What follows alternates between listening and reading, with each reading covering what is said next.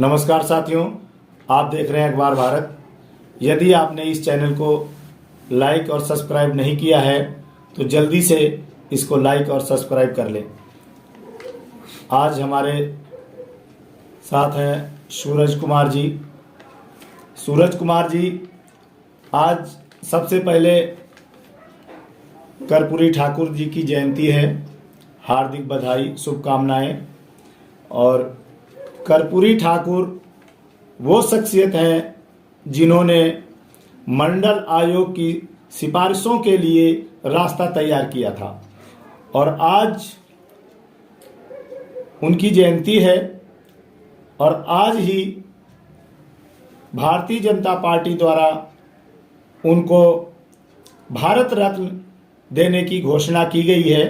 तो आप उनके जीवन के बारे में कुछ बताना चाहेंगे? जी साथियों नमस्कार, क्रांतिकारी जय भीम। आज जननायक कर्पूरी ठाकुर जी की जयंती है, जिसके लिए सभी को हार्दिक शुभकामनाएं। जैसे कि उनके जीवन के बारे में देखा जाए, उन्होंने बहुत संघर्ष करा है। उनका जन्म 24 जनवरी 1924 को हुआ था बिहार के समस्तीपुर जिले में, और वो नाई जाति से आते थे जिनके पिता नाई का काम करते थे। और कर्पूरी जी बचपन से ही पढ़ने में बहुत होशियार थे। उन्होंने जब मैट्रिक की परीक्षा पास करी तब वो बहुत खुश होकर आए अपने पिताजी से कहने कि पिताजी, हमने मैट्रिक की परीक्षा पास कर ली है, हमें और पढ़ाई करनी है। और ये उस दौरान की बात है जब वो विद्यालय पढ़ने आते थे। उनका विद्यालय अपने घर से 6 किलोमीटर दूर था।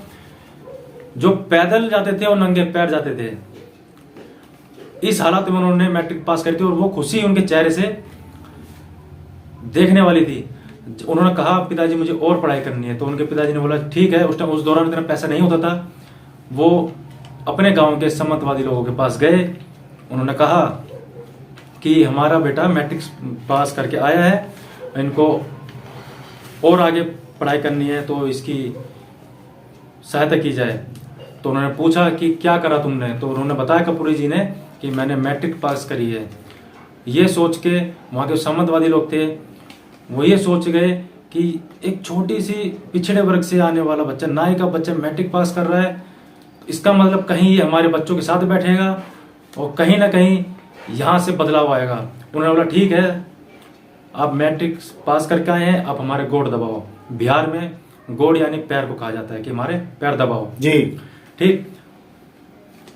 उस बच्चे के सामने उसका क्या प्रभाव पड़ेगा? उसने जब भी सोच लिया कि मुझे ये जो समाज के अंदर जो गलत धारणाएं चली लोगों, मुझे इसमें बदलाव लाना है। और वो जब बिहार के मुख्यमंत्री बने 1952 में, पहली बार चुनाव जीतने के बाद उन्होंने 10वीं तक शिक्षा मुफ्त कराई। सिर्फ इसलिए पिछड़े दबे कुचले लोग, हर जाति के लोग, उनके अंदर कोई भेदभाव नहीं था, कुछ भी नहीं था। उन्होंने कहा पढ़ाई सबके लिए एक समान होनी चाहिए, बच्चे पढ़ लिख जाएं, देश को आगे ले जाएं। और भी उनके जीवन के कुछ ऐसे किस्से जो मुझे याद हैं। उन्होंने कई आंदोलन में हिस्सा लिया, जैसे भारत छोड़ो आंदोलन में उन्होंने हिस्सा लिया। अंग्रेजों ने उनको 26 महीनों तक कैद रखा। सरकार ने कभी ऐसे की बात नहीं बताई होगी। ठीक।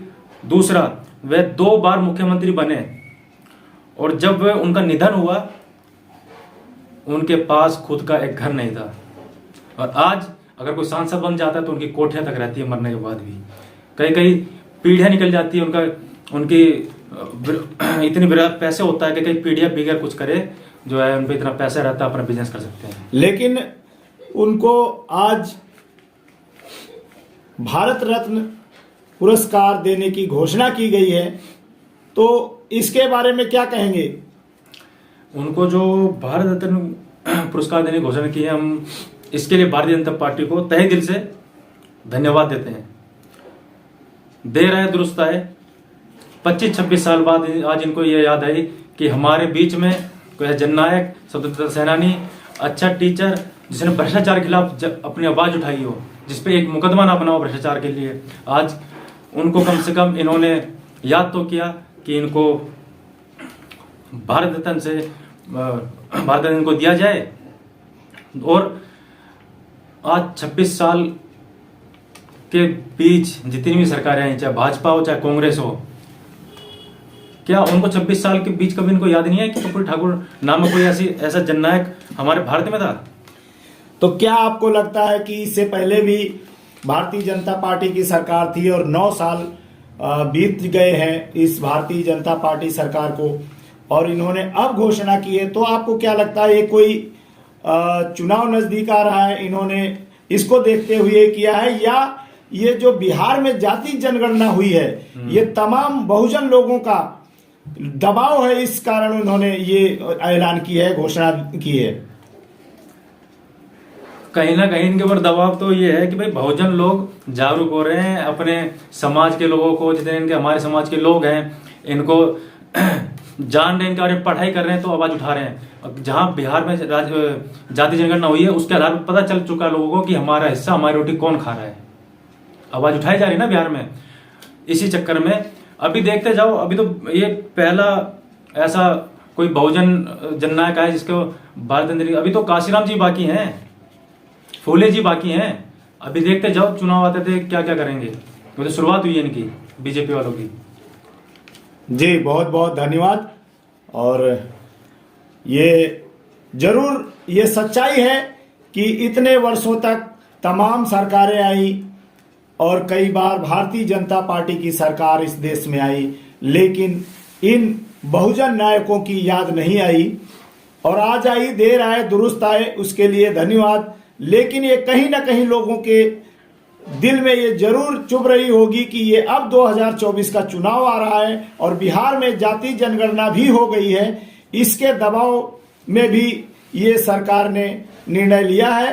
तो कोई बात नहीं, अगर निर्णय लिया है तो अच्छी बात है। ऐसे तमाम बहुजन नेता हैं जो समाज के लिए काम किया है, उन सभी लोगों को इस तरह से पुरस्कार दिए जाए। जिसकी जितनी संख्या भारी उसकी इतनी हिस्सेदारी। तो वो आज बिहार में जाति जनगणना करके वो लोगों के अंदर वो विचारधारा लाई गई। वो लोग आज अपने हिस्से की रोटी, आज जैसे अपने हिस्से की सीटें मांग रहे हैं, तो इनके पेट में दर्द हो रहा भी शुरू हुआ है। बहुत बहुत धन्यवाद सूरज जी।